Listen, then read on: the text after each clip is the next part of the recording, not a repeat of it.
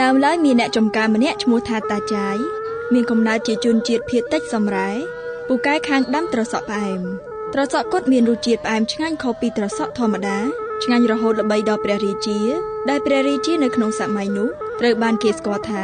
ជាព្រះបាទសីហនុរាជដែលត្រូវជាព្រះរាជបុត្ររបស់ព្រះបាទសេនកៈជាស្ដេចសោយរាជនៅរាជធានីអនបតនៅពេលមួយនោះព្រះរាជាបានបង្គាប់ឲ្យនាយត្រសក់ផ្អែមរក្សាត្រសក់ទុកមិនឲ្យលួចឲ្យអ្នកណាទាំងអស់ក្រៅពីព្រះអង្គបើពុំនោះទេនឹងត្រូវមានទោសហើយព្រះរាជាក៏បានប្រទានលំពែងមួយដែលមានឈ្មោះថាលំពែងជ័យដើម្បីទុកឲ្យអ្នកចំការនោះការពារនៅពេលមានចោរចូលលួចត្រសក់សម័យថ្ងៃមួយព្រះរាជាទ្រង់ក៏បានលួចចូលទៅមើលពីសកម្មភាពយាមកាមរបស់បុរសដាំត្រសក់នៅក្នុងចំការទាំងកណ្ដាលអាទ្រីស្ងាត់អ្នកចំការត្រសក់គិតស្មានថាជាចោរក៏ចោលលំពែងជ័យចំព្រះរាជាសុគតទៅនៅពេលនោះនាម៉ឺនសពមុខមន្ត្រីប្រជុំគ្នារីរងមនុស្សឲ្យឡើងសោយរាជដើម្បីកុំឲ្យរាជបាឡាំងទំនេរដល់មិនដឹងថាត្រូវជ្រើសរើសយកអ្នកណាក៏សម្រេចលើកនាយត្រសក់ផ្អែមឲ្យឡើងសោយរាជតែម្ដងទៅដោយថ្វាយព្រះនាមថាព្រះបាទសម្ដេចព្រះបរមមហាបពិតធម្មឹកមហារាជាធិរាជហើយក៏បានអភិសេកព្រះរាជបុត្រីច័ន្ទវរាវតីដែលជាបុត្រីរបស់ស្ដេចអង្គមុនជាព្រះអគ្គមហេសី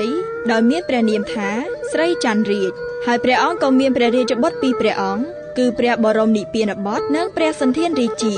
ព្រះបាទត្រសក់ផ្អែមឬអង្គជ័យសោយរាជបានរយៈពេល17ឆ្នាំហើយក៏ចូលទីវង្គតនៅឆ្នាំ1340ក្នុងព្រះជន្ម70ព្រះវស្សាក្រោយមកព្រះរាជបុត្រច្បងរបស់ព្រះអង្គគឺព្រះបរមនិព្វានបុត្រឡើងសោយរាជបន្តពីព្រះបិតា6ឆ្នាំក៏សុគតទៅទៀតហើយត្រូវព្រះអនុជសន្ធានរាជាសោយរាជសម្បត្តិបន្តនៅឆ្នាំ1347បើយោងតាមឯកសារប្រវត្តិសាស្ត្រដែលចងក្រងឡើងដោយលោកអាដេម៉ាលើក្លៀដែលជាអតីតរេស៊ីដង់បារាំងប្រចាំកម្ពុជាលោកបានសរសេររៀបរាប់ថាបើទោះបីជារឿងព្រេងនិទាននេះមានភាពស្រដៀងគ្នាទៅនឹងរឿងព្រេងនិទានប្រទេសភូមាឬរឿងនិទានឥណ្ឌាដែលមានវ័យចំណាស់ជាងមកធ្វើជារឿងខ្មែរក៏ដោយក៏រឿងនេះអាចនឹងមានបង្កប់នៅព្រឹត្តិការណ៍ដ៏អាថ៌កំបាំងមួយ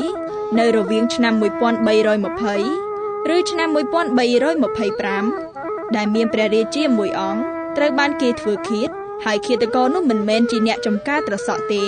តែជាមន្ត្រីម្នាក់ដែលមានដើមកំណើតជាជនជាតិសម្រែរឿងនេះបានបំពេញនៅចន្លោះដែលគេបានលើកឡើងពីខាងលើសម្រាប់សតវត្សទី14បើហោចណាស់ក៏រឿងនេះបានប្រាប់អំពីប្រភពនៃរាជវង្សសពថ្ងៃព្រមទាំងបានបញ្ជាក់ថាព្រះរាជាខ្មែរលែងកាន់ព្រហ្មញ្ញសាសនាទៀតហើយតែបែរមកកាន់ព្រះពុទ្ធសាសនាវិញដូចនេះតើការធ្វើឃាតព្រះរាជាដែលសោយរាជនៅសម័យនោះគឺជាការធ្វើឃាតដោយសារបដិវត្តសាសនាដែលមិនមានជាប់តាក់ទងនឹងបញ្ហានយោបាយឬយ៉ាងណាគេអាចទទួលស្គាល់ថាព្រះរាជាមួយអង្គដែលធ្លាប់តែហ៊ឺហាបែបព្រះរាជាកម្ពុជាសតវត្សទី13យាងទៅណាមកណាមានសេនាហែហោមស្កេកស្កះបើហោចណាស់ក៏មានស្រីមហាថ្លឹកតាមការពារដែរពេលយាងចេញពីព្រះរាជវាំងទ្រង់ពាក់អាវក្រោះធ្វើពីដែកការពារព្រះកាយអាចនឹងយាងចេញពេលយប់ស្ងាត់ទៅប្រពៀតចំការត្រសក់ដែលទ្រង់សពព្រះទ័យសោយដើម្បីពិនិត្យមើលថាតើចៅចាំចំការបានយាមការពារត្រសក់ដែរឬទេក៏ប៉ុន្តែបើគេចង់ទទួលស្គាល់ថាព្រះរាជាត្រូវបានគេធ្វើឃាតនោះមិនមែនជាម្ចាស់ចំការទេ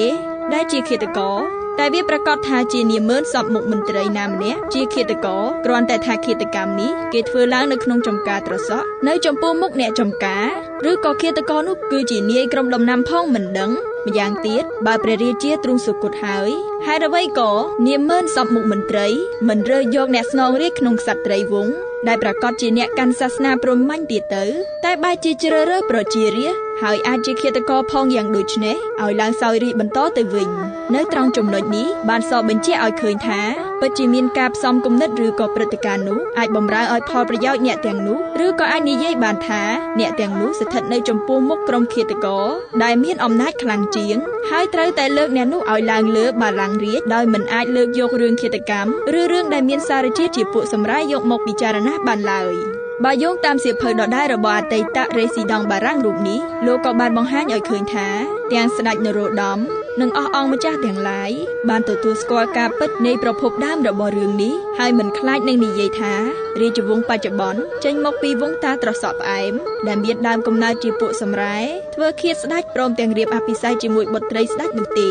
រឿងនេះបានផ្សារភ្ជាប់ជាមួយលំពេញរាជដែលគេរក្សាទុកនៅក្នុងរាជវាំងសពថ្ងៃហើយវាមិនជាល្អប៉ុន្មាននោះទេសម្រាប់រាជវង្សបច្ចុប្បន្នហើយវាក៏ជាផុតតាំងមួយចំណែកបញ្ជាក់ពីលក្ខណៈប្រវត្តិសាស្ត្រនៃរឿងនិទានទាំងចរិតលក្ខណៈទាំងអំពីការពិតហើយអ្វីដែលជាការពិតជាក់ស្ដែងនោះគឺថាព្រះរាជាដែលសោយរាជ្យបន្តពីព្រះបាទសីហនុរាជគឺជាស្ដេចដែលកាន់ព្រះពុទ្ធសាសនារីឯផុតតាំងដែលបញ្ជាក់ថាទ្រង់គោរពព្រះពុទ្ធសាសនាគឺនៅត្រង់ព្រះនាមរបស់ទ្រង់ថាព្រះបាទធម្មឹកចំណែកឯព្រះនាមរបស់ព្រះរាជបុត្រច្បងគឺនិព្វានបតមានន័យថាចូលនិព្វានហើយរីឯព្រះអនុជសន្ធានមានន័យថាជំនឿសាសនាដែលការទាំងនេះបានសរបញ្ជាក់ឲ្យឃើញថាព្រះរាជាដែលសោយរាជ្យបន្តពីព្រះបាទសីហនុរាជគឺជាពុទ្ធសាសនិកទាំងអស់សាសនាព្រហ្មញ្ញបានហូរចូលមកក្នុងប្រទេសកម្ពុជាតាំងពីសតវត្សទី1មកម្លេះក៏ប៉ុន្តែមកដល់សតវត្សទី13រាជវង្សថ្មីក៏លែងគោរពបូជាព្រហ្មញ្ញសាសនាទៀតហើយ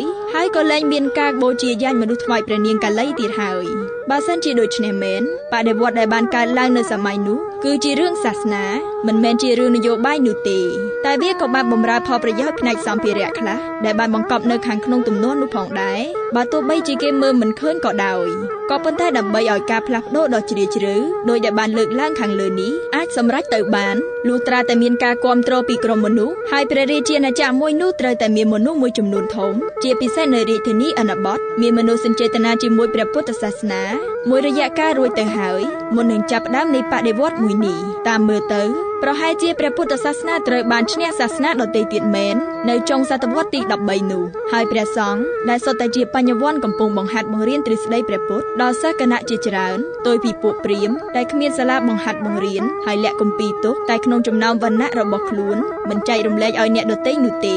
នៅពេលនោះប្រហែលជានាម៉ឺនមន្ត្រីមួយចំនួនធំបានទទួលយកព្រះពុទ្ធសាសនារួចទៅហើយនៅតែរាជវង្សានុវង្សរបស់ព្រះរាជាតែប៉ុណ្ណោះដែលនៅប្រកាន់ព្រហ្មញ្ញសាសនាដោយខ្លាចរអានឹងអាទិទេពដែលធ្លាប់កសាងអាណាចក្រហើយក៏ប្រហែលជាដោយសារមានពួកព្រាហ្មណ៍បណ្ឌិតនៅជុំវិញទើបត្រូវសម្រេចចិត្តបូជាមនុស្សថ្វាយព្រះនាងកាលីជារៀងរាល់ឆ្នាំម្យ៉ាងទៀតដោយមិនហ៊ានបោះបង់ការគោរពទេវរាជចេញព្រោះដោយសារតែការគោរពនេះគឺកើតមានឡើងតាំងពីរជ្ជកាលព្រះបាទជ័យវរ្ម័នទី3នៅសតវត្សទី9មកម្លេះជំនឿសាសនារបស់ប្រទេសទាំងមូលត្រូវបានកែប្រែបន្តិចម្ដងជាមួយនឹងពេលវេលាតែរាជវង្សានុវង្សដែលធ្លាប់តែអភិរក្សតាមសភាវគតិហើយថែមទាំងប្រកាន់ទំនៀមទម្លាប់អាស្រ័យដោយផលប្រយោជន៍ផងនោះនៅតែរក្សាជំនឿតាមពីមុនដែលគោរពអាទិទេពព្រហ្មញ្ញសាសនាគោរពព្រះវិស្ណុព្រះសិវៈនិងព្រះនាងកាលីប៉ុន្តែក៏ធូរទូលាយជាមួយព្រះពុទ្ធសាសនាផងដែរ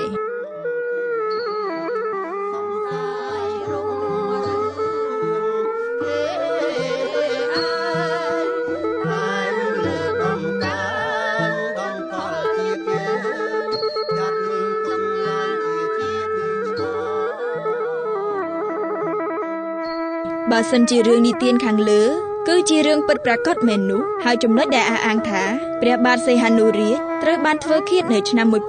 1290នោះមានសមត្ថកម្មថ្មីមួយទៀតដែលលេចឡើងហើយបើយោងតាមកំណត់ហេតុរបស់លោកឈឺតាខ្វាន់វិញបានបង្ហាញឲ្យឃើញថាព្រះរាជាដែលសោយរាជ្យនៅឡើយនៅឆ្នាំ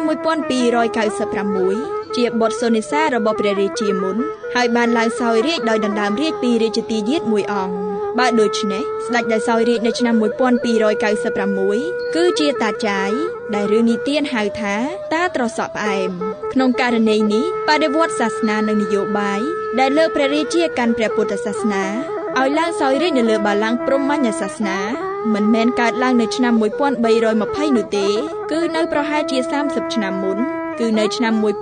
1290បើយើងក្រឡេកទៅមើលឯកសារឈឺតាខ្វាន់ដែលបានលើកឡើងថាព្រះរាជាដែលបានឡើងសោយរាជ្យនៅឆ្នាំ1296ដោយបារម្ភខ្លាចគេធ្វើឃាតបានពាក់អាវក្រោះធ្វើអំពីដែកនិងមានកងពលសេនាតាមហែហោមណែនណាន់តាន់តាប់ហាក់ដូចជាគាំទ្រទៅនឹងសមត្ថកម្មដែលបាននិយាយថាស្ដេចសោយរាជ្យនៅឆ្នាំ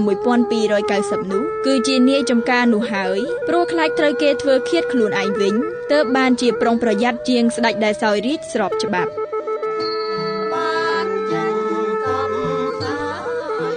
គួរឲ្យកត់សម្គាល់ថាអ្នកកត់ត្រាចិនដែលនិយាយថា ស្ដេចដែលសោយរាជ្យនៅឆ្នាំ1296បានឡើងសោយរាជ្យតាំងពី5ឆ្នាំមុនដោយជ្រែករាជ្យតែមិនបានប្រាប់ថាបានធ្វើគុតស្ដេចមុនផងនោះទេគ្រាន់តែថាបានទម្លាក់ពីរាជសម្បត្តិតែប៉ុណ្ណោះតែគេអាចកាត់ថាជាការធ្វើឃាតបានដែរឬទេរឿងឃាតកម្មនេះអាចកើតមានបានព្រោះថាបើពុំនោះទេមិនមែនរាជបុត្រទេដែលត្រូវបានគេបំបែកចេញពីរាជសម្បត្តិបើរាជទូតចិនរូបនោះនិយាយតែរាជបុត្រនោះគឺមានន័យថាគ្មានព្រះបិតាទេពោលគឺព្រះបិតាត្រូវបានគេធ្វើគុតរួចទៅហើយតេះតងទៅនឹងចំណុចមួយទៀតគឺអ្នកវិទូចិនបានលើកឡើងថាបុត្រីស្ដេចដែលសោយរាជ្យមុនឆ្នាំ1290បានលួចយកព្រះខ័នរាជ្យមកប្រគល់ឲ្យព្រះស្វាមីទើបស្វាមីនោះហើយដែលប្រកាសខ្លួនឯងថាជាស្ដេចសោយរាជ្យទៅតែអ្នកនិពន្ធមិនបានបញ្ជាក់ទេថាព្រះនាងបានលួចព្រះខ័នរាជ្យពីព្រះបិតាទ្រង់មានន័យថាកាលពីសម័យបុរាណនៅពេលដែលនរណាម្នាក់អាចដណ្ដើមយកព្រះខ័នរាជ្យបាននៅពេលនោះអ្នកនោះនឹងអាចឡើងសោយរាជ្យបានហើយដែលលក្ខណៈនេះមានភាពស្រដៀងគ្នាទៅនឹងប្រទេសឥណ្ឌាដែរនៅពេលដែលនរណាម្នាក់អាចដណ្ដើមអង្គុយលើកៅអីបល្ល័ង្កបានគឺអាចក្លាយជាស្ដេចហើយដូច្នេះគេអាចសន្និដ្ឋានបានថាព្រះនាងបានលួចព្រះខ័នរាជ្យពីព្រះបិតានៅពេលដែលព្រះបិតាទ្រង់សុគតហើយព្រះនាងក៏បានប្រគល់ព្រះខ័នរាជ្យនោះទៅឲ្យព្រះស្វាមីរបស់ខ្លួនដើម្បីឲ្យព្រះអង្គបានឡើងសោយរាជ្យជំនួសព្រះអនុជ